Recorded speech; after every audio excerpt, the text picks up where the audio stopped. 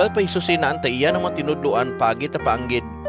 Pag dumala ta Dios, pariyo ta matabo, daw isya na itaw magsabuag ta binni na anta iya na uma. Adlaw kilom, bugtaw man kanunan, daw gatunuga. Mga binnian nan lisok, daw gatubo, maskin ula din na intindi, daw ino na pagtubo. Na anta basak tanan na kinanglan tatanom agad magtubo. Una, puunan gadaon, sunod gauway. Daw tauryan, may tinggas na mga bunga. Daw inugon, miling dayon tag iya na anta uma, daw magdala ta panggapas, tak orasen na aniyan.